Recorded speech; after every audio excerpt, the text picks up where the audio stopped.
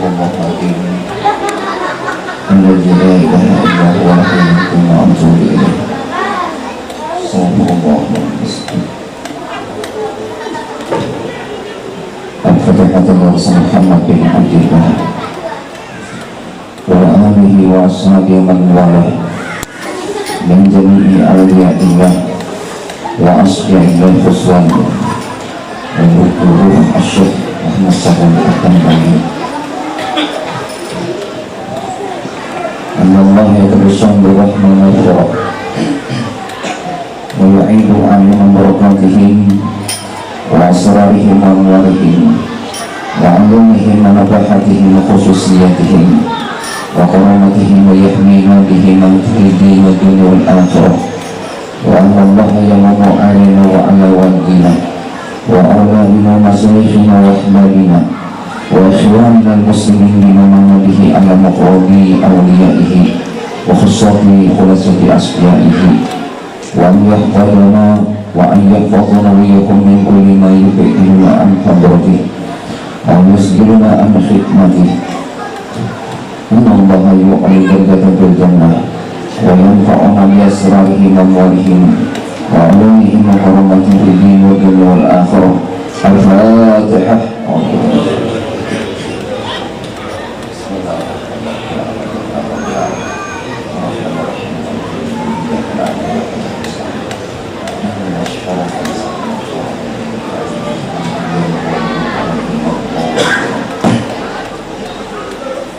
Bismillahirrahmanirrahim.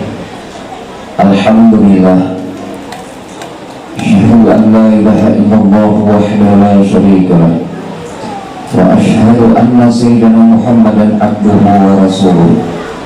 Allahumma shalli ala sayyidina Muhammadin wa ala alihi wa sahbihi ajma'in. Bismillahirrahmanirrahim. Qala subhanaka la ilma lana illa ma 'allamtana innaka antal alimul hakim. Faqad qala musannif rahimallahu ta'ala bihi bi'ilmihi bidarni amin. Wa la hawla wa la quwwata illa billahil aliyyil azim. Pertama-tama hendaklah kita mengucap puji syukur kepada Allah Subhanahu wa ta'ala. Terima kasih kita kepada Allah Subhanahu wa ta'ala, yang mana Allah tidak henti-hentinya memberikan nikmat kepada kita. Salawat dan salam selalu kita haturkan atas junjungan Nabi kita baginda Nabi besar Muhammad SAW, atas keluarganya dan para sahabatnya dan orang-orang yang ikut hingga hari kiamat. Dan juga di dalam firman Allah Subhanahu wa ta'ala, Allah Subhanahu wa ta'ala bil Qur'anil Karim, wa qulna naqussu 'alaika min amri rasul ma nusabbitu bihi fu'adak.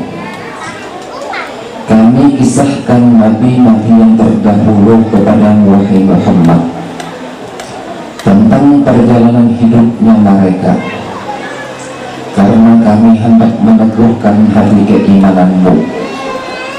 Lalu berkatalah Habib Ali, jika manakib kaum arif billah dibacakan kepada orang-orang mukmin, niscaya iman mereka akan bertambah kuat, sebab kehidupan mereka, perjalanan hidup mereka adalah Al-Quran dan Sunnah baginda Nabi besar Muhammad SAW, atau ilmu yang ia terima langsung bila wasitah dengan tanpa perantara. Sabda baginda Rasulullah SAW, inda zikril awliya'i tanziruhu Muhammad. Bermula ketika dibacakan manakib awliya Allah, niscaya Allah akan menurunkan limpahan rahmatnya yang maha pengasih, lagi maha penyayang, serta maha pengampun. Adapun kita malam ini yang penuh diberkahi oleh Allah Subhanahu wa ta'ala, membaca manakib Tuan Guru Syekh Muhammad Sawami Abdan Bangil, dengan harapan semoga Allah Subhanahu wa Ta'ala menurunkan limpah rahmatnya kepada kita semua serta pengampunannya. Semoga juga Allah mengampuni dosa kesalahan kedua orang tua kita, anak-anak kita, istri, pasangan hidup kita, kerabat-kerabat kita, kawan-kawan kita, dan seluruh kaum muslimin dan muslimat. Semoga Allah juga mengabulkan hajat kita dunia akhirah, diberinya kita rezeki yang luas, halal, jalan doa kepada Allah, dan semoga Allah mengakhiri umur kita dalam keadaan husnul khotimah. Pantang lidah kita mengucapkan la ilaha illallah, dan dimudahkan urusan dunia dan negeri akhirat menuju surganya Allah dan berkumpul bersama-sama dalam surganya Allah. Amin Allahumma amin.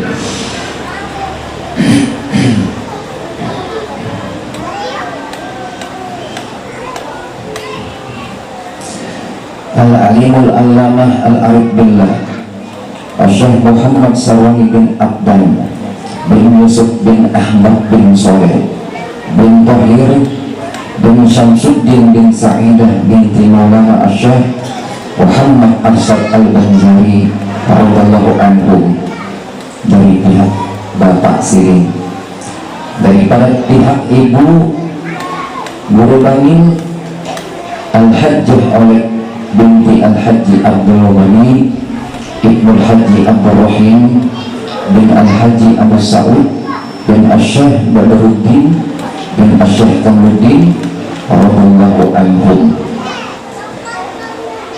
Guru Bangil dilahirkan sekitar tahun 1334 Hijriah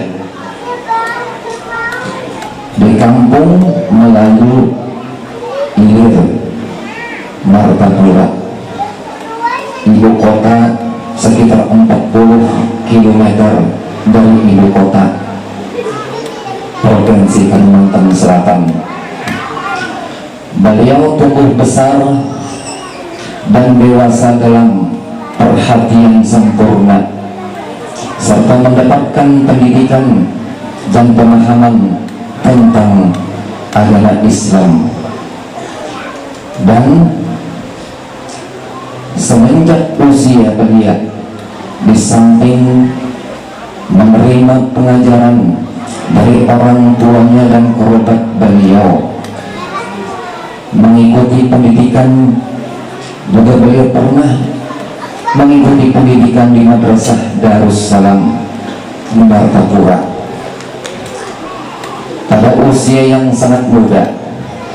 Karena dorongan semangat yang sangat kuat untuk menambah dan menimba ilmu agama, maka beliau pun meninggalkan kampung halaman daerah asalnya Martapura, menujulah beliau ini ke Pulau Jawa dan bermukim di Kota Bangil selama beberapa tahun. Di Bangil beliau sempat belajar dan berguru pada beberapa ulama di sana, di Kota Bangil dan Pasuruan.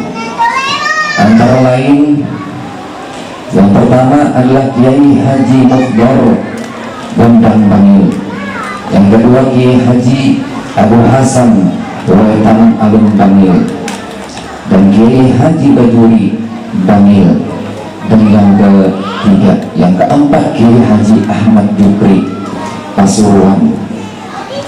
Beliau setelah belajar di Darussalam mengunjungi para ulama-ulama yang berpengetahuan tinggi, yang tidak diragukan lagi wawasan ilmu mereka. Kemudian beliau pun pergi ke Kota Bangil sebelum ke Kota Makkah Al-Mukarramah. Kemudian karena rupanya keinginan yang kuat dan semangat yang tinggi, diketahuilah oleh paman beliau yang bernama Kiai Haji Kasbul Anwar bin Haji Ismail.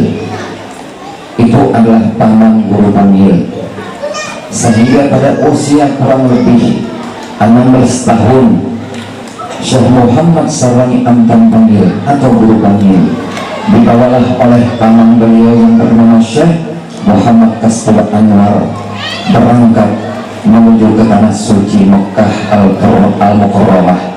Bersama beliau di waktu itu juga ikut pula saudara sepupu beliau yang bernama Muhammad Sarwangi Arif, Muhammad Sarwangi dan Muhammad Sarwangi Arif.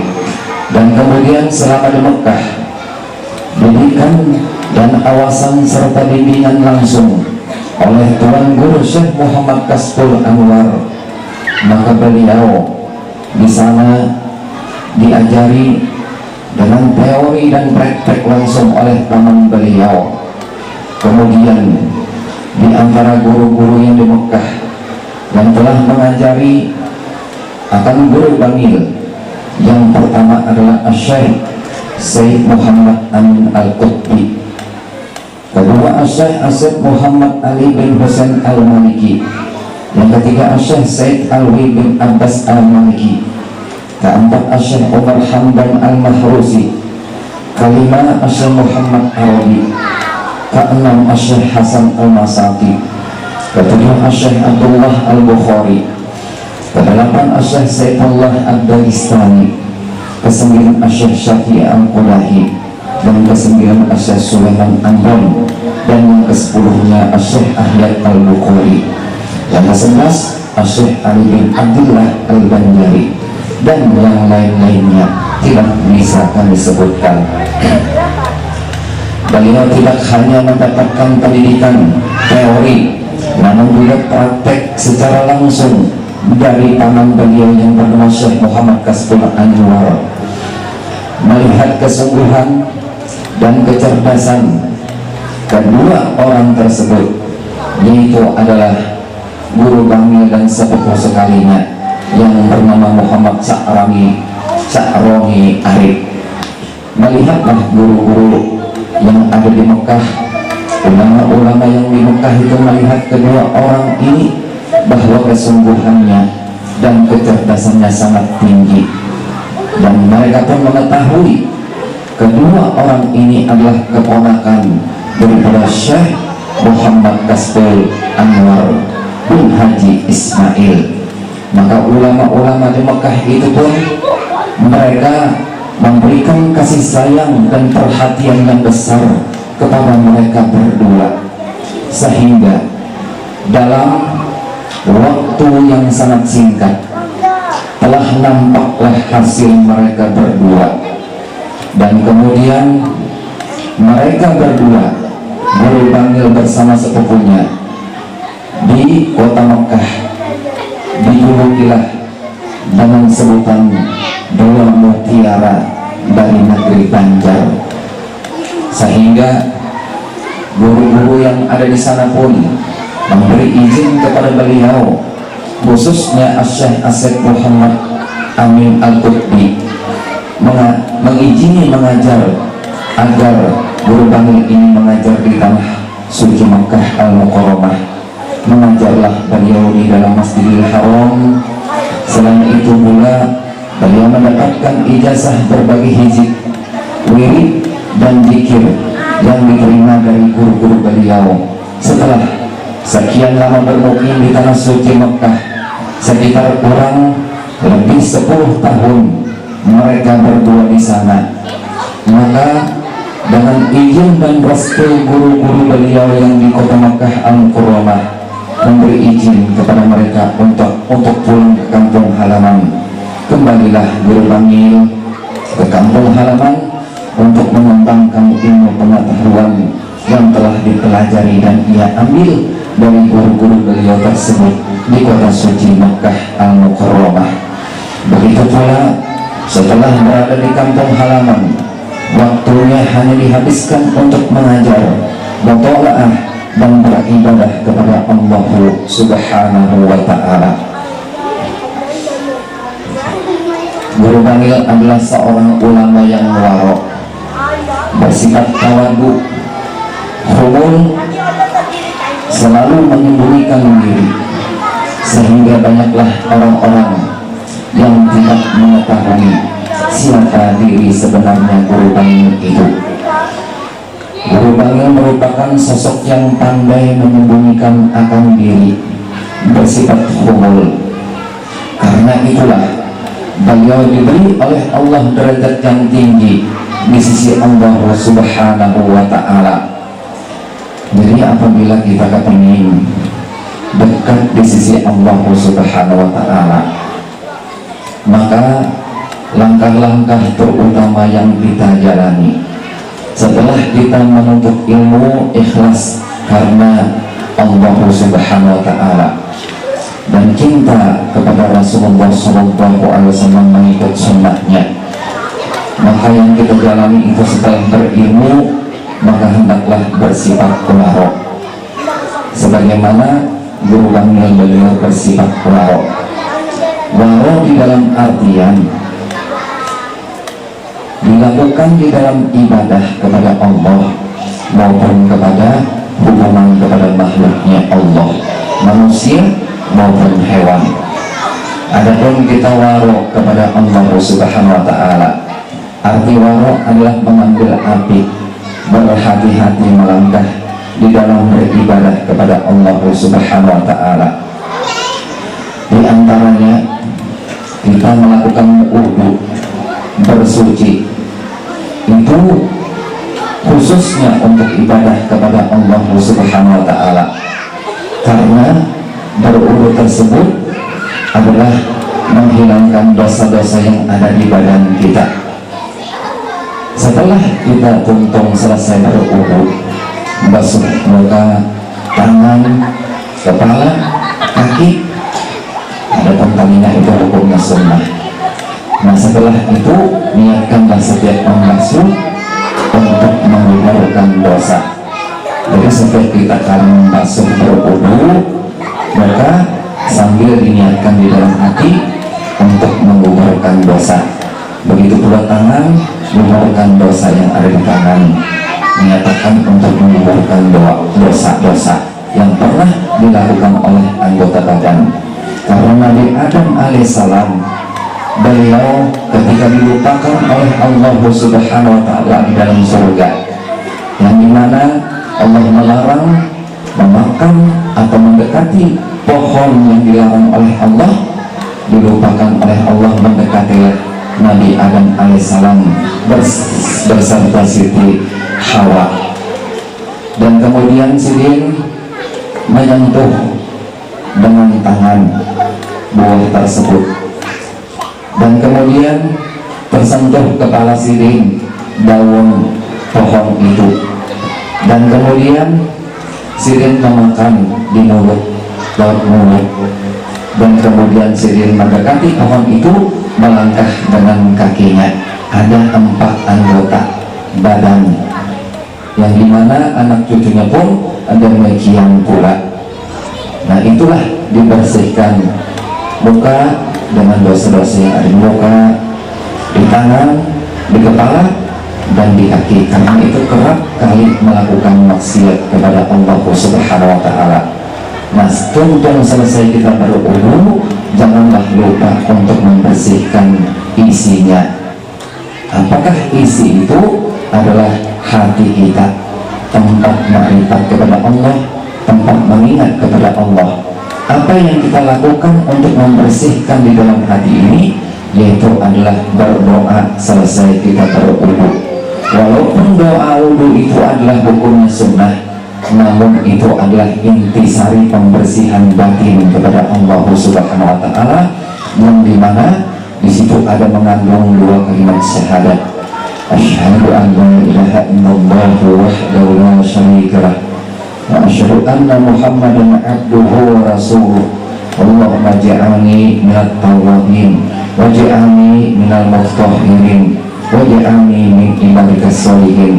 Ya Allah, berikanlah ulun orang yang senang kembali kepada Engkau, orang yang senang bertobat kepada Engkau.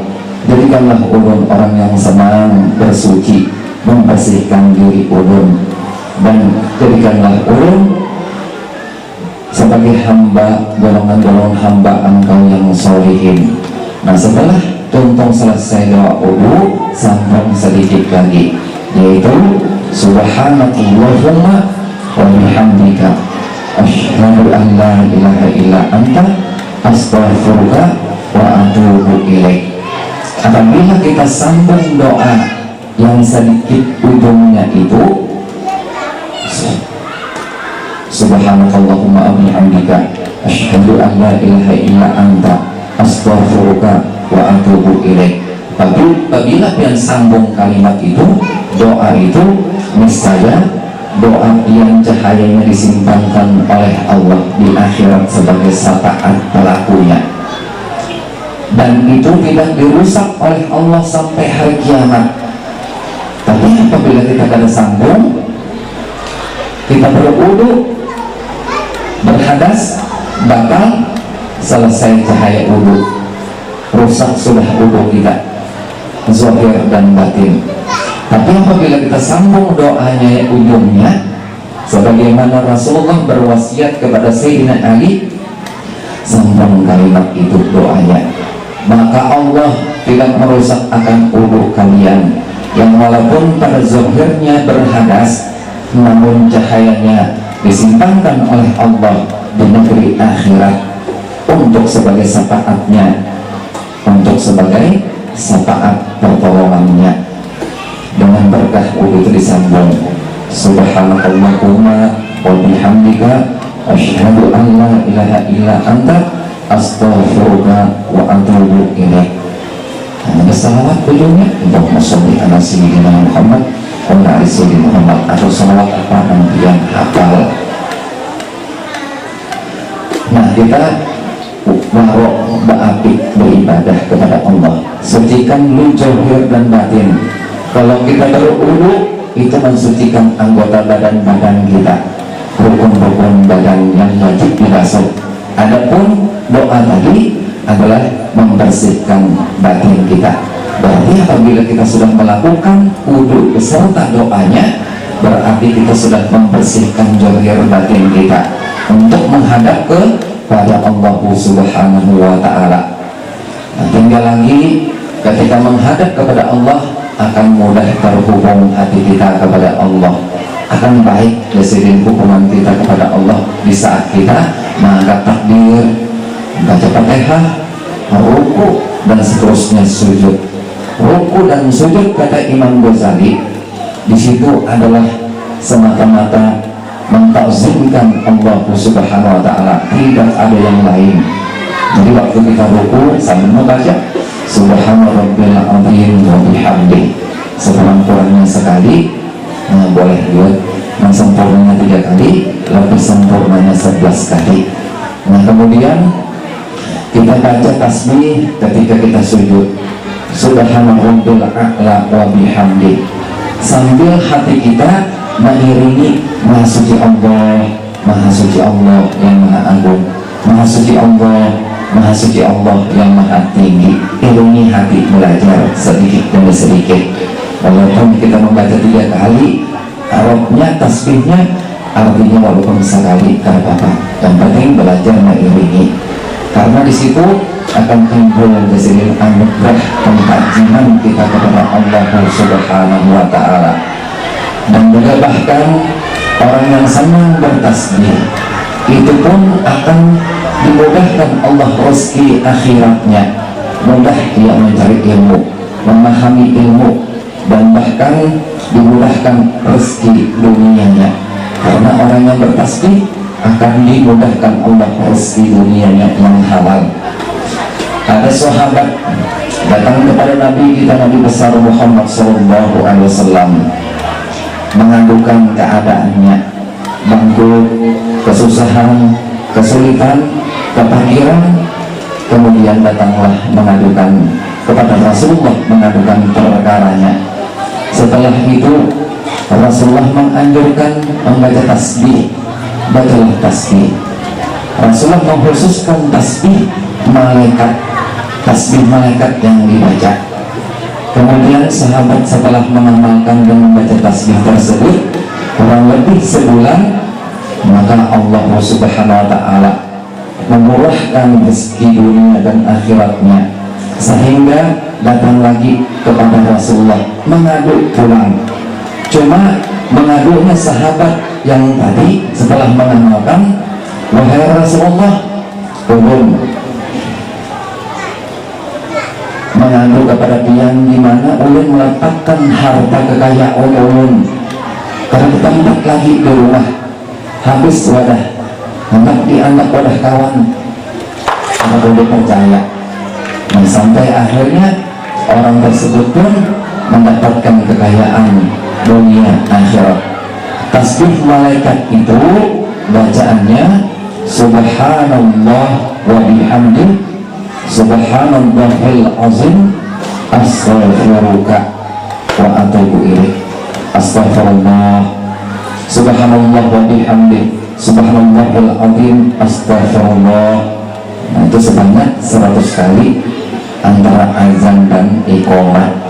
Orang baca ya hayyu ya qayyum. Nah, kita membaca itu 100 kali di sini antara azan dan iqamah sebelum kita melakukan sholat fardu subuh. Subhanallah wa bihamdi subhanallahil azim astaghfirullah. Nah, dibaca sebanyak 100 kali, itu tasbihnya para malaikat. Dan juga kita sering membaca tasbih banyak faedahnya, di antaranya untuk menguatkan badan kita, karena para malaikat tidak makan dan minum, namun dapat menyandang arasnya Allah yang besar itu. 7 lapis langit, 7 lapis bumi digabung, dibandingkan dengan kebesaran makhluk arasnya Allah, maka 7 lapis langit dan bumi tadi laksana 7 anting, 7 gelang dilempar ke lapangan. Lapangan itu laksana aras, 7 anting, 7 gelang laksana 7 lapis langit dan bumi. Apa besarnya aras? Apa amalan malaikat sehingga kuat membaca tasbih? Para malaikat tersebut berkeliling di atasnya Allah, menyandang arasnya Allah subhanahu wa ta'ala. Ketika hari hendak terjadi hari kiamat, maka ditambah lagi 4, yang aslinya 4 ditambah lagi 4, 8. Mereka sanggup menyandang arasnya Allah dengan berkah membaca tasbih. Maha sucinya Allah subhanahu wa ta'ala memberikan kekuasaan itu. Boleh termasuk guru ulun banyak-banyak membaca tasbih. Jadi itu adalah amalan kuat, melebihi kekuatan obat-obat yang ada di dunia ini. Nah, itu bisa diamalkan di saat kita ibadah tadi, waktu kita sujud, ruku, sujud, dengan diiringi hati kita. Maha suci Allah yang maha agung ketika ruku, maha suci Allah yang maha tinggi ketika kita sujud. Iringi tinggal sedikit demi sedikit di sini. Dan kemudian juga waroknya guru panggil kepada sesama makhluk, sesama manusia. Beliau bersifat sopan santun, lemah lembut terhadap manusia, lemah lembut, sopan santun.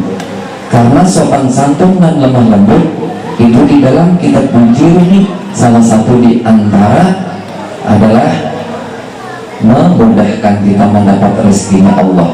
Itu mendatangkan rezekinya Allah, kita berkata-kata sopan santun, lemah lembut, jangan kasar. Walaupun orang kasar, nah jangan dibalas kasar. Lembut kata-kata kita, tapi padas, kasar juga karangnya. Nah, dan kemudian guru panggil adalah bersifat waro, hubungannya kepada Allah dan hubungannya kepada makhluk. Dan adalah guru panggil bersifat tawadu, menyembunyikan ilmu, merendah diri. Dan tawadu yang dimana kita dengar adalah menerima perkataan orang yang hak, walaupun itu adalah kanak-kanak, bahkan orang kafir sekalipun. Adapun tawadu yang sering kita jalankan, bersifatlah tawadu, merendah diri. Jangan sampai timbul kata-kata kita menimbulkan fitnah, dianggap orang kita ini sombong akibat lidah kita. Dan kemudian barang siapa yang bersifat tawadu, kata Rasulullah, maka Allah angkat derajatnya. Siapa yang bersifat sombong, di atas maka orang itu akan dihinakan oleh Allah. Nah, di antaranya lagi sering yang kita ucapkan, aku ini sudah fakir, sederhana, aku dapat makan, dapat minum, aku bersyukur kepada Allah, mengucap alhamdulillah. Karena apa? Masih ada di bawahku yang masih lagi yang lebih sakit daripadaku, lebih miskin daripadaku. Nah, itu pun kan boleh diucapkan. Kenapa? Karena kita masih memandang masih ada di bawahku, berarti kita tinggi. Nah, itu masih ada sifat sombongnya. Namun hendak bersama-samalah jasirin kepada orang fakir, orang miskin, dan yatim piatu, berbagi dan bersedekah. Nah, jangan mengatakan aku bersyukur, alhamdulillah masih ada di bawahku. Jangan, kasihan orang tuh. Nah, jasirin, karena kita mendoakan juga diantaranya bertambah sakit orang tuh, karena kita merasa masih di atas. Kemudian guru bangil bersifat humul. Humul artinya beliau tidak suka ketenaran, beliau sangat menjauh daripada kemasyhuran. Itulah dinamakan orang Banjar humul. Makanya dianggap di dalam manakib di sini karangan Guru Munawar Kampung Melayu, guru bangil adalah bersifat humul. Sidin tidak senang ketenaran, sangat menjauh daripada kemasyhuran. Adapun orang yang senang ketenaran, kemasyhuran, karena bapak mungkin ada niatnya untuk kebaikan di dalamnya itu. Jadi hendak disini muhasabah, periksa diri sendiri, bujur kada ibadah kita kepada Allah dan bujur kada silaturahmi kita kepada sesama makhluk, atau hubungan kita kepada hewan-hewan yang lain. Macam kita menyembelih, jangan sampai dilihat oleh kawannya.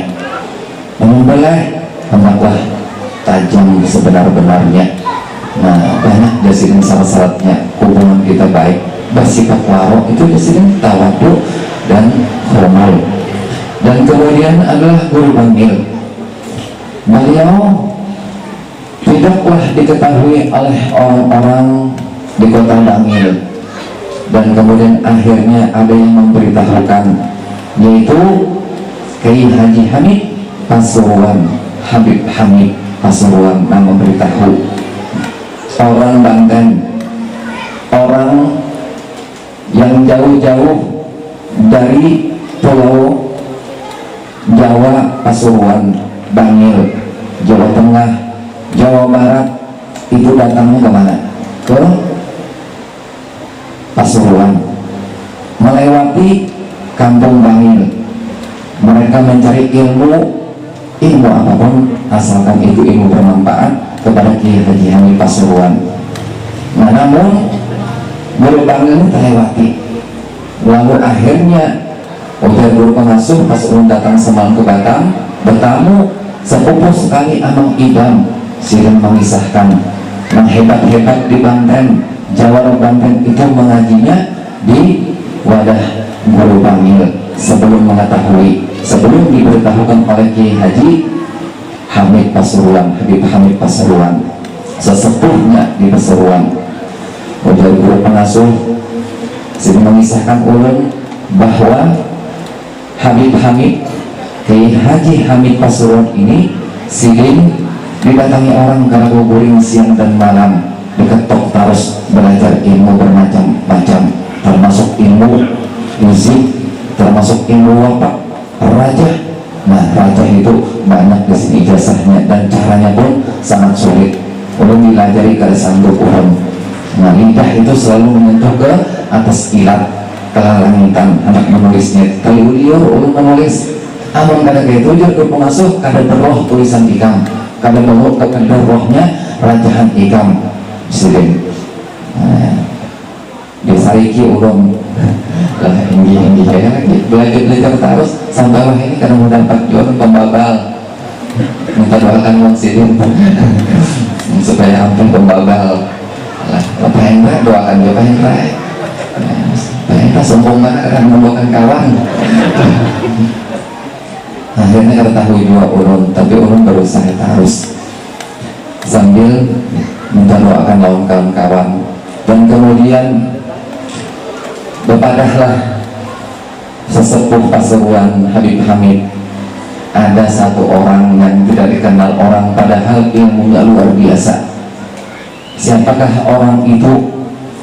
Itu beliau adalah seorang alim allamah, seorang yang telah menyatukan dalam dirinya ilmu syariat dan ilmu hakikat, ilmu yakin dan hakul yakin. Beliau sang mutiara Banjar, beliaulah guru Bamil, beliaulah termasuk keturunan alim yang masyhur, yaitu Syekh Muhammad Arsad Al-Banjari yang terkenal dengan sebutan Datuk Kelampayan, yang hidup di zaman kerajaan Banjar sekitar 300 tahun yang lalu, yang mana Datuk Kelampayan menjadi khalifah dari guru-guru beliau, khususnya guru beliau adalah Qutubuz Zaman Syekh Muhammad bin Abdul Karim As-Samman Al-Madani. Lalu orang mengetahui tentang keilmuan guru Bamil, maka penuntut ilmu itulah yang dicari mereka, ilmu guru Bamil. Nah, ilmu kampung ada, ilmu syariat ada, Quran lengkap, Quran hafal, dan kemudian ilmu hadis. Nah, juga termasuk ilmu rajah waqf dikuasai oleh guru Bamil. Dan kemudian datanglah orang berkunjung ke rumah guru Bamil untuk menimba dan belajar ilmu kepada beliau, sampai akhirnya pada tahun 1946 Miladiyah, beliau bersama keluarganya berangkatlah ke kota Bamil, Jawa Timur, menetap di sana sampai akhir hayat Sirin. Dan di bulan beberapa tahun di Bamil, maka pada tanggal 27 Rajab 1390 Hijriah, bertepatan dengan peringatan Isra Mi'raj Nabi kita Muhammad SAW, beliau pun mendirikan pondok pesantren Datuk Kelampayan. Nah, Sidi memberi nama Pondok Datuk Kelampayan, sebuah nama yang beliau ambil dari lakop, gelar, julukan, sebutan Datuk Kelampayan Syekh Muhammad Arsad Al-Banjari. Sidi mengambil itu, lakopnya Datuk Kelampayan, dengan harapan semoga Allah keberkahan, mendatangkan keberkahan dari luhur yang mulia, karena Datuk Kelampayan itu sudah dimuliakan oleh Allah setinggi-tinggi kemuliaan, luhur kemuliaan Sirin. Lalu Sirin mengambil nama itu, dijadikanlah sebuah pondok pesantren yang bernama Pondok Pesantren Datuk Kelampayan, mengambil berkah Sirin di nama lakopnya Tuan Syekh Muhammad Arsad Al-Banjari. Nah, kemudian dari menyampaikan, dari memimpin pondok, beliau langsung menanganinya tanpa ada bantuan dari orang lain, sehingga beliau mengajar sehari penuh. Di malam harinya pun, juga siang harinya pun, beliau giat dalam rangka meningkatkan amaliyah para santri-santrinya. Beliau adalah seorang ulama yang tidak mengenal lelah, payah, dalam keadaan sakit pun seringkali beliau masih tetap memberikan pelajaran meskipun dalam keadaan sambil berbaring. Dan kemudian adalah di antara wasiat perkataan guru Bamil, mengambil dari firman Allah Subhanahu wa Ta'ala yang sebelumnya, bahwa kata beliau, pada masa sekarang banyaklah anak-anak yang sudah hanyut oleh gelombang masa, banyak pemuda-pemudi yang tidak lagi berbakti kepada kedua orang tuanya. Maka Sirin pun mengarang kitab bernama Az-Zakhiratus Saminah li Ahli Istiqomah, berhubungan dengan talqin, berhubungan dengan hadiah menghadiahi mayit, dan juga untuk mendoakan kuitan yang masih hidup maupun yang sudah meninggal dunia. Dan kemudian berkatalah Sirin, betapa besarnya pengorbanan kedua orang tua kepada anak-anaknya. Semua tidak lain adalah karena kekurangan pendidikan agama, iman dan pendidikan terletak di atas pendomen yang goyah. Bila melalui hembus angin berkisar ke tempat yang sesat. Firman Allah, wa qad rabbuka alla ta'budu illa iyyahu wa bil walidaini ihsana. Tuhanmu lah yang telah memerintahkan supaya kamu jangan menyembah selain Dia, yaitu Allah, dan agar kamu berbuat baik pada ibu bapak kamu dengan sebaik-baiknya waktu hidup maupun wafatnya.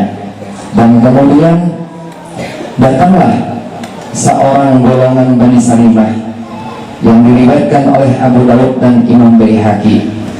Nah, dari golongan Bani Salimah datang kepada Rasulullah, datang kepada Nabi kita Muhammad SAW, berucap, ya Rasulullah, hal bagiya min birin abawayya syai'un abirruhuma bihi ba'da mautiha. Faqala na'am. Kata orang itu, apakah ada wahai Rasulullah, ulun ini sempatkah lagi berbuat baik, berbakti kepada kedua orang tua ulun? Maka Nabi kita pun menjawab, na'am, masih ada, walaupun sudah meninggal dunia. As-salatu alaihima ay du'a wal istighfar lahuma wa intazu ahdihima min ba'dihima wasilatul rahim allati la tusallu illa bihima. Ujar Nabi, banyak-banyaklah mendoakan kepada kedua orang tua, banyak-banyaklah memohonkan ampun kepada kedua orang tua yang sudah meninggal. Itu Nabi baca dalam sembahyang seripatan. Itu adalah cara kita berbakti kepada kedua orang tua kita. Dan kemudian ujar Nabi, setelah engkau doakan, engkau mohonkan ampun kepada Allah, luluskanlah wasiat-wasiatnya. Apa wasiat sih? Luluskan selama itu bermanfaat dan baik. Dan kemudian menyambung silaturahmi, menyambung silaturahim yang tidak terhubung melainkan dengan sebab kedua orang tua. Artinya apa? Kuitan kita yang sudah meninggal dulu ada kawan akrab sidin, yang sidin terancak beelang, kawan akrab sidin lah. Dan kemudian kita yang masih hidup anaknya, nah elangi kawan akrab sidin, maka itu menjadi cahaya, dan cahayanya itu akan didatangkan ke alam barzah, ke alam kubur kuitan kita sebagai penerang, sebagai syafaat. Alam barzah itu hanya ditemui oleh orang yang meninggal dunia dan kemudian dimasukkan ke liang lahat, maka dia menemui alam barzah yang tidak diketahui oleh orang hidup.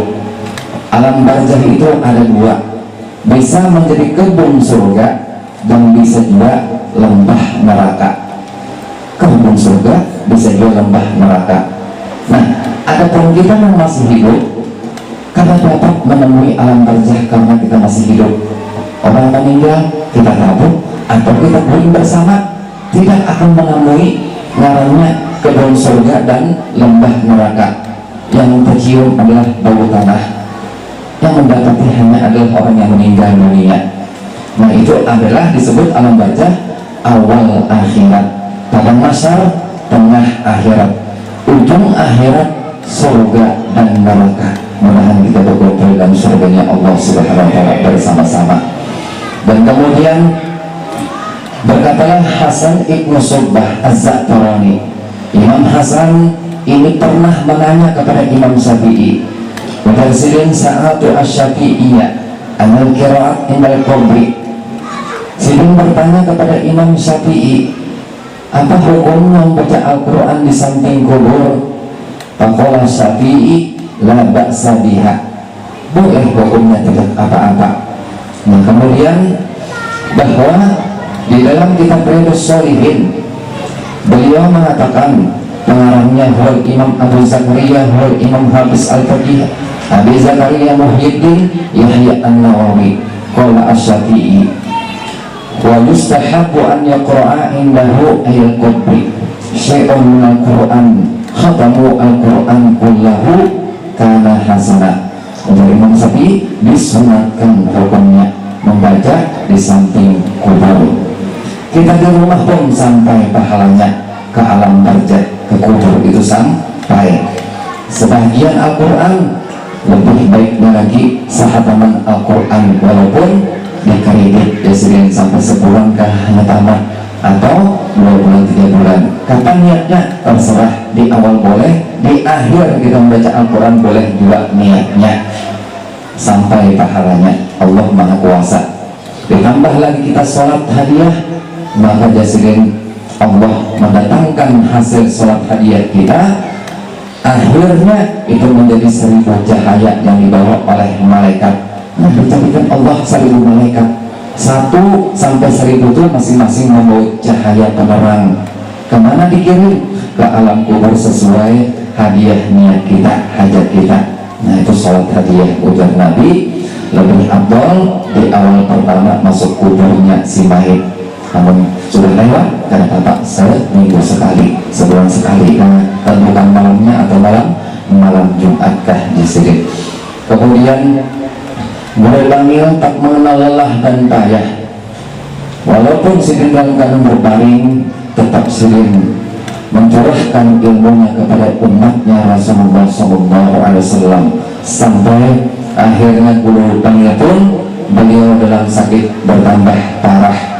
Maka pada malam Isnin 12 Safar 1410 Hijriah bertepatan dengan 11 September 1989 Miladiah, beliau pun Syekh Muhammad Sarwani Abdan Bangil berpulang ke rahmatullah dalam keadaan ridho dan diridhoi oleh Allah Subhanahu wa Ta'ala sekitar waktu Isa dalam usia 76 tahun, serta meninggalkan 27 orang putra dan putri. Inna lillahi wa inna ilaihi raji'un. Rahimallahu rahmatal abrar waskanahu jannatal qarar. Dan bakat ka bala biladun kam nasarta mahasina. Lalu ada ungkapan, bumi terdiri menangis kepergianmu, sebab engkau telah banyak menyebarkan kebaikan-kebaikan, menebarkan kebaikan-kebaikan. Tanyalah manusia di daerah Jawa maupun daerah Kalimantan, mereka mengetahui kebaikan-kebaikan turunannya tersebut. Lelah dan payah, beliau tidak peduli, tetap mencurahkan ilmunya untuk umatnya Rasulullah walaupun dalam keadaan berbaring. Innal izzah bil ilmi abhamda annal izzah bil ilmi wat tuqa. Dan sini juga memberikan kepahaman bahwasanya kemuliaan yang hakiki itu hanya dapat diraih dengan menuntut ilmu dan bertakwa kepada Allah Subhanahu wa Ta'ala. Dan akhirnya kita semua berharap semoga dengan barokah dari Sohibul Haul Guru Bangil selalu dilimpahkan rahmatnya juga kepada kita. Semoga Allah mengampuni dosa kesalahan kita, kedua orang tua kita, dan kawan-kawan kita kaum muslimin dan muslimat. Mudah-mudahan dengan berkah beliau Syekh Muhammad Sarwani Abdan Bangil, dengan berkah para solihin, Allah menerima segala amal ibadah kita. Dan sedangkan mengenai kesinambungan kepemimpinan pondok pesantren Datuk Lampayan Bangil, itu sesuai dengan wasiat Sidin berwasiat adalah diasuh dari anak Sidin yang bernama Kiai Haji Kasbul Anwar Sarwani, yang selama beberapa tahun telah mendapatkan bimbingan dan pengajaran langsung dari ayahnya, yaitu dari Syekh Muhammad Sarwani Abdan Bangil. Mudah-mudahan orang-orang yang hadir di majelis ini, kita semua di majelis haul yang mulia ini, tercatat merupakan salah satu upaya kita untuk mendekatkan diri kepada Allah dan bukti cintanya kita kepada Allah, para kekasih Allah, aulia Allah, siddiqin wasyuhada wassalihin, sehingga kita nanti akan dikumpulkan bersama-sama orang yang kita cintai. Minal nabiyin was-siddiqin wasyuhada wassalihin. Wassallallahu wasallam ala sayyidina Muhammadin wa ala alihi wa sahbihi ajmain, walhamdulillahi rabbil alamin. Assalamualaikum warahmatullahi wabarakatuh. Alhamdulillah, syukurillah, malam hari ini telah hadir juga guru kita, yaitu Guru Abdul Rahman. Beliau adalah pengasuh Majelis Taklim Karim Simpang 4, yang kepada beliau kita mengucapkan tausiah hasanah 15 menit mengambil berkah daripada beliau. Kepada beliau tepatkan waktu kami presiden katakan Muhammad sallallahu Muhammad. Assalamualaikum warahmatullahi wabarakatuh. Bismillahirrahmanirrahim. Alhamdulillahi rabbil alamin. Assalatu wassalamu ala sayyidil mursalin sayyidina wa maulana Muhammad wa ala alihi wa sahbihi ajma'in. Amma ba'd. Hadratul kiram, habaib wal ulama wal asatid wal asatidah, hadirin hadirat rahimakumullah. Yang muliakan dan ta'zimi para habaib syaraib, mungkin ada yang hadir di tengah kita, juga para alim ulama, terkhusus akhirnya fillah guru kita bersama Guru Muhammad Aidil, dan para guru-guru yang lain yang tidak mungkin disebutkan namanya, tidak mengurangi sedikit pun rasa hormat ta'zimun kepada Sayyid Beratan, juga pada bapak ibu yang berhadir pada malam hari ini di tempat yang mulia ini, di bulan yang mulia ini. Alhamdulillah, mudah-mudahan bapak ibu malam hari ini kita mendapat berkah dari Allah. Mudah-mudahan dari kita dengarkan manakib daripada seorang ulama besar, yaitu Guru Syaroni Abdan Bangil. Mudah-mudahan kita termasuk golongan orang-orang yang mencintai orang-orang saleh. Ini bulan Maulid, bulan Nabi Muhammad. Mudah-mudahan kita termasuk golongan orang-orang yang mencintai Nabi Muhammad. Kenapa? Karena Nabi sallallahu alaihi wasallam beliau memerintahkan untuk mencintai orang yang baik. Karena mahabbatus salihin ghanimah kabirah. Cinta kepada orang yang saleh ini keberuntungan yang begitu besar. Nabi mengatakan, kata Nabi, kun aliman aw muta'alliman aw mustami'an aw muhibban lahum la takun khamisan fatahna. Kata Nabi, apa perintah Rasul, jadilah orang yang alim. Kata bisa jadi orang yang alim, jadi orang yang muta'alim, yang hakun belajar ilmu berduduk kita. Ada kawan juga mustami'an, jadi orang yang ketujuh mendengar tentang ilmu. Ada kawan juga muhibban lahum, cukup jadi cinta barang dulu kepada mereka-mereka, maka fa insyaallah dengan model muhabbah cinta naik dia kelak insyaallah menjadi mustami', menjadi muta'alim, fa insyaallah menjadi orang yang alim. Apa modalnya muhabbah cinta? La takun khamis, jangan jadi nang kalimah alim kada, belajar kada, ketujuh mendengar kada, cinta kada, bahkan membenci, fatahlik, maka ujar Nabi golongan tersebut akan celaka. Nah, jadi kita berada nang hadir ini insyaallah termasuk golongan orang-orang yang cinta kepada ulama dan juga terkhusus cinta kepada Nabi Muhammad sallallahu alaihi wasallam. Amin ya rabbal alamin. Dengan cerita bu dikasih menit Pak, 15 menit waktu. Karena belum tadi juga sekitar ceramahnya. Ini cukup sudah luar biasa yang dipaparkan oleh guru kita Muhammad Aidil. Tapi tuan rumah menyuruh roh ya, paksa mulai. Bapak Ibu rahimakumullah yang sama-sama dimuliakan oleh Allah. Ulun ingin bahas sedikit saja. Artinya apa ini bulan Maulid, bulan Nabi Muhammad sallallahu alaihi wasallam. Jadi di antara sifat Nabi yang mulia adalah al-karam, yaitu apa? Dermawan, berbagi kepada sesamanya, senang membantu kepada orang lain. Dikatakan wallahu fi aunil abdi maka al-abdu fi auni akhihi. Ya berulang. Apa dikatakan? Allah senantiasa di dalam pertolongan hambanya selama hambanya itu senang menolong kepada saudaranya. Nabi al-Karam, Nabi dermawan luar biasa. Oleh karena itu Nabi mengatakan, ada sebuah hadis Nabi, tasaddaqu wa min syiddatit tamri. Kata Nabi, bersedekahlah, berbagilah walau separuh daripada kurma.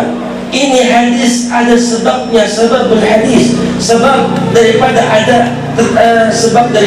terjadinya atau keluarnya ini hadis riwayat, ada ceritanya di zaman Nabi Muhammad. Ceritanya adalah Ada salah seorang yang kerja di tempat Nabi Muhammad.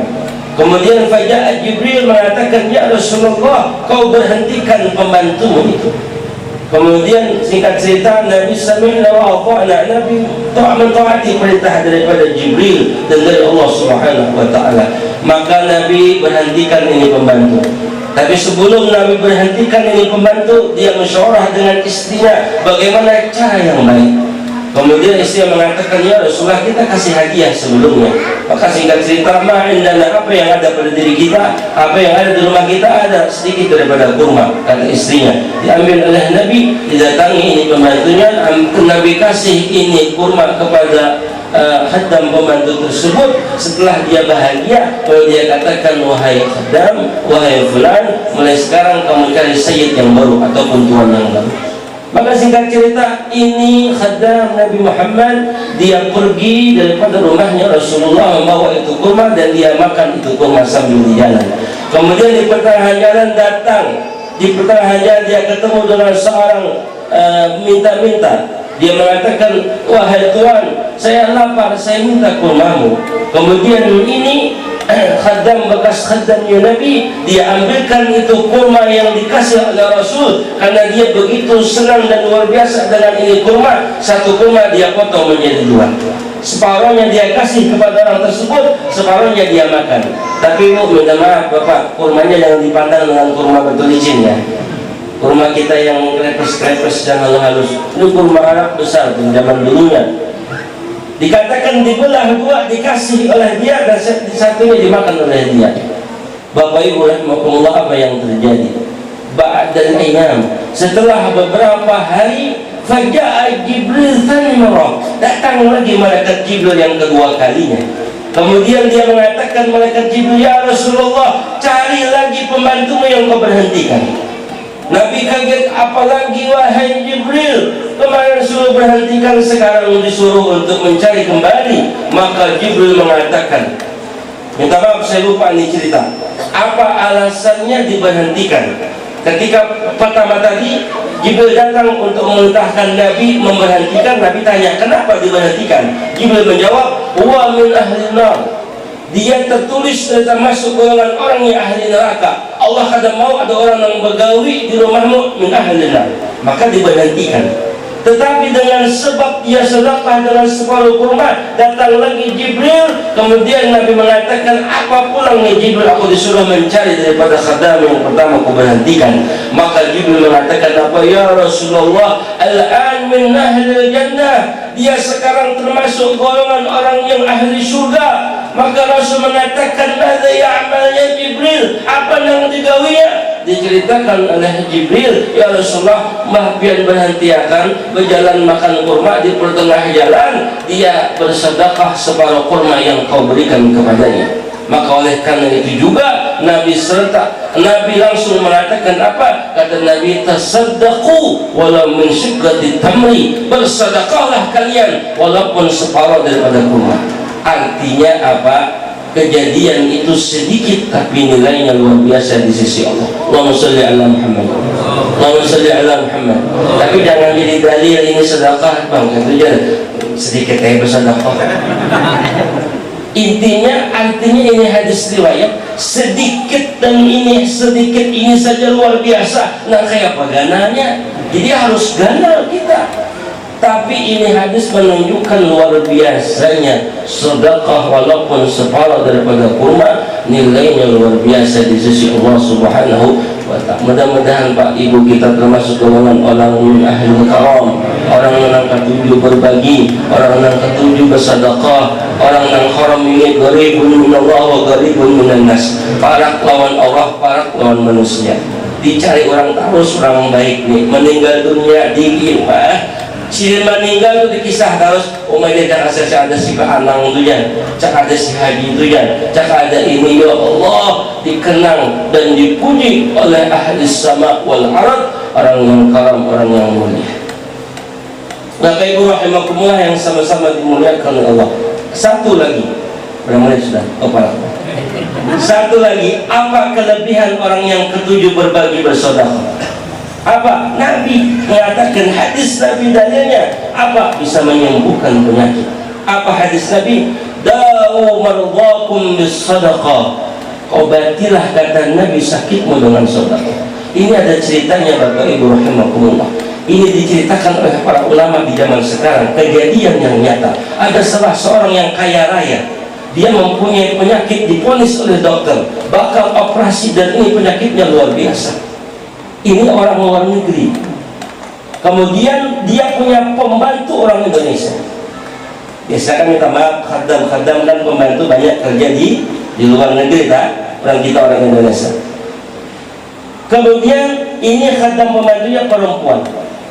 Ini si Sayyid, tuannya yang sakit itu, melihat bebinian itu, khadamah perempuannya itu rancak bana masuk WC. Ada apa? Masuk WC ini ada apa?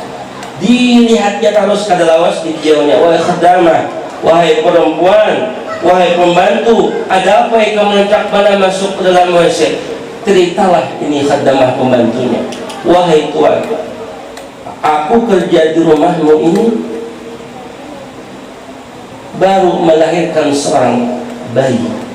Aku sini hanya melahirkan, tapi karena aku dipanggil dapat gawian, karena sebab ekonomi, ku tinggalkan bayiku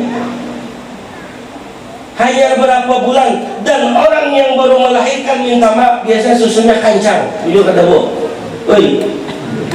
jadi aku di sini kadang-kadang isap susu nih kancang, aku ke WC untuk memerahnya, sakit ya lah. Wah, kalian tahu jadi ini aneh, ujar sakit. Anak kadada abahnya kadada mengganti. Amun ada abah anaknya kan gak kurang lebih, abah di kiri, anak di kanan.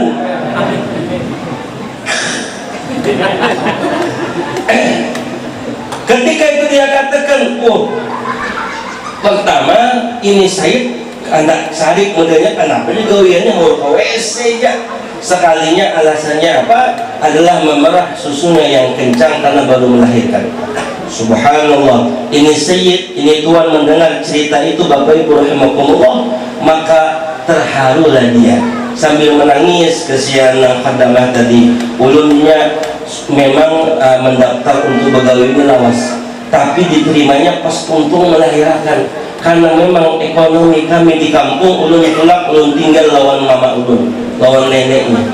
Jadi jatuhan tadi apa? Wahai khadamah, mulai sekarang esok ikam tukar tiket pulang. Ikam boleh ke rumah susui anak ikam, dan ikam kubali gaji selama kontrak ikam 2 tahun apa 3 tahun. Kubali walaupun begawi ikam cuma beberapa hari aja. Karena bapak nah duitnya kujungi kontrak secara 3 tahun, ikam susui anak ikam, dan ini adalah kartu nama aku. Bila ikam anak ikam sudah kawali tinggal, sudah nyaman, silahkan bila anak begawi ku terima pulang. Singkat cerita Bapak Ibu, buliklah ini khadamah ke Indonesia, dia susui anaknya sampai besar. Tetapi apa yang terjadi? Yaum minal ayyam ba'dal ayyam, setelah beberapa waktu, ini si Sayyid yang ada penyakit tadi, ketika sampai waktu check up, subhanallah, ini dokternya bilang, wahai ibu, wahai tuan, apa obat apa yang pian makan ini? Artinya nang kita cek semalam itu kadada lagi kelihatan, kada perlu pian operasi. Obat apa yang pian minum? Dokter bingung. Dijawab oleh si Sayyid apa? Akal tu dawaan Nabi Muhammad sallallahu alaihi wasallam. Aku di sini memakan obatnya Nabi Muhammad. Apa kata Nabi? Dawu mardakum bisadaqah. Obatilah sakit kalian dengan sedekah. Berkat dia tadi bersedekah kepada perempuan tadi, kontrak 3 tahun walau begawinya cuma beberapa hari untuk menyusui anaknya di kampung, Allah subhanahu wa ta'ala menyembuhkan penyakitnya Bapak Ibu. Allahumma salli ala Muhammad, Allahumma salli ala Muhammad. Dua cerita ini mungkin cukup untuk menjadi kita termasuk golongan orang-orang yang mau bersedekah. Harta kita nggak dibawa mati Pak. Dikatakan di akhirat yaumul kiamah, belum 15 menit ya. Kelak nanti di yaumul kiamah, Bapak Ibu rahimakumullah, malaikat menanya, kam amwaluk wa kam umur, berapa hartamu dan berapa umurmu? Ada salah seorang mengatakan umri sittina sana, umur ulun 60 tahun. Ujar malaikat, kadzab, bohong. Padahal bujur umurnya 60 tahun meninggal. Ujar Nabi, ujar malaikat, kadzab, bohong. Kenapa? Karena dari 60 tahun umurmu yang diberikan Allah di dunia, cuma 10 tahun yang kau pakai untuk ibadah. Cuma 10 tahun yang kau pakai untuk ibadah. Wa kam amwaluk, berapa hartamu? Dikatakan 200 miliar, 200 juta. Dikatakan kadzab, bohong, kata malaikat Jibril. Kenapa? Betul uangmu di dunia sebanyak itu, tetapi cuma 10 juta kau gunakan untuk di jalan Allah. Jadi duit yang sebenarnya kita gunakan untuk di jalan Allah, untuk bantu orang yang betul-betul membutuhkan daripada uang tersebut. Allahumma shalli ala Muhammad. Itu Bapak Ibu yang bernilai. Oleh karena itu mudah-mudahan termasuk golongan kita yang ahli sedekah, orang yang banyak membantu di jalan Allah lillah, karena Allah Subhanahu wa taala. Mungkin Bapak Ibu ini saja yang bisa sampaikan. Mudah ada manfaat khusus bagi ulun pribadi dan kita berataan. Minta maaf, minta halal, minta ridha kepada pihak khusus kepada para alim ulama, yaitu khusus akhirnya filan yang sana umum Guru Muhammad Adil. Minta maaf, minta ridha, ulun menyampaikan sesuatu yang apa yang ulun tahu, mudah-mudahan ada berkahnya. Bapak Ibu rahimakumullah, alafu minkum, wabillahi taufiq wal hidayah. Wassalamualaikum warahmatullahi wabarakatuh. Afdal Jibril alam anna la ilaha illallah, la ilaha illallah, la ilaha illallah, la ilaha illallah, la ilaha illallah, la illallah, la ilaha illallah, la ilaha illallah, la ilaha illallah, la illallah, la ilaha illallah, la ilaha illallah, la ilaha illallah, la ilaha illallah, la ilaha illallah, la ilaha illallah, sayyidina Muhammadur Rasulullah, la ilaha illallah, sayyidina Muhammadur Rasulullah, salli ala Muhammad, Allahumma salli alaihi wa sallim, Allahumma salli ala sayyidina Muhammad, Allahumma salli alaihi wa sallim, Allahumma salli ala sayyidina Muhammad, ya Rabbi salli alaihi wa sallim, Allahumma salli ala sayyidina Muhammad, ya Rabbi salli alaihi wa sallim, wa salli ala habibika sayyidina wa maulana Muhammad wa ala alihi wa sahbihi wa barik wa sallim. Allahumma salli ala habibika sayyidina Muhammad wa ala alihi wa sahbihi wa barik wa sallim ajma'in. Al-Fatihah.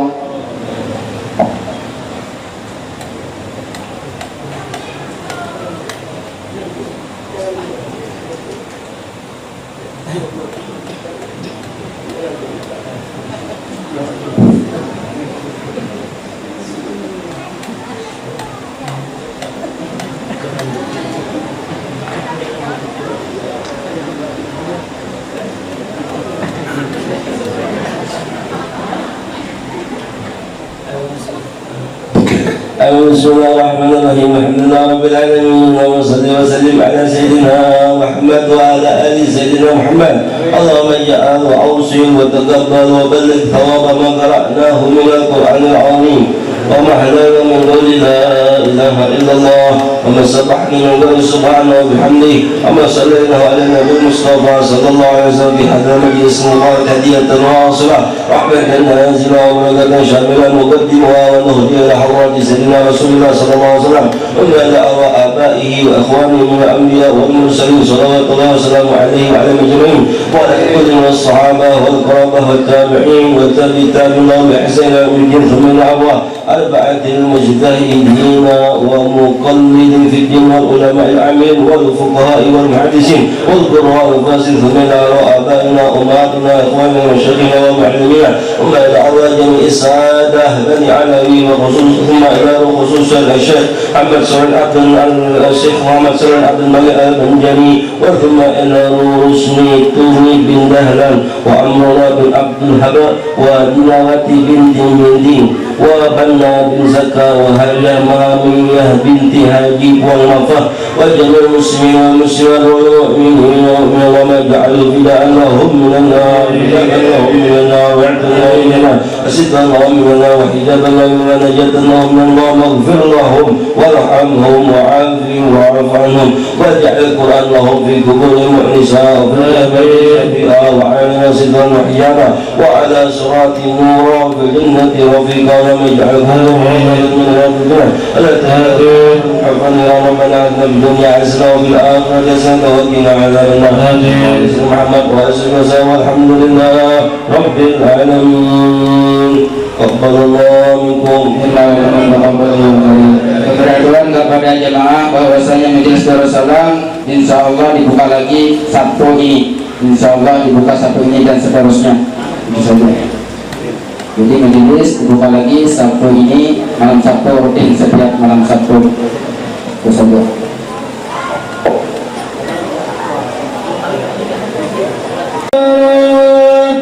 مبروك ألف مبروك عليك يا مبروك مبروك ألف مبروك يا ميلاد المبروك مبروك ألف مبروك عليك يا مبروك مبروك ألف مبروك عليك مبروك مبروك ألف مبروك يا بلاد المبروك سلامات hari milad semoga dapat rahmat selamat hari milad semoga dapat rahmat dari Allah Ahad hingga hidup selamat mabruk alfa mabruk alaika mabruk mabruk alfa mabruk alaika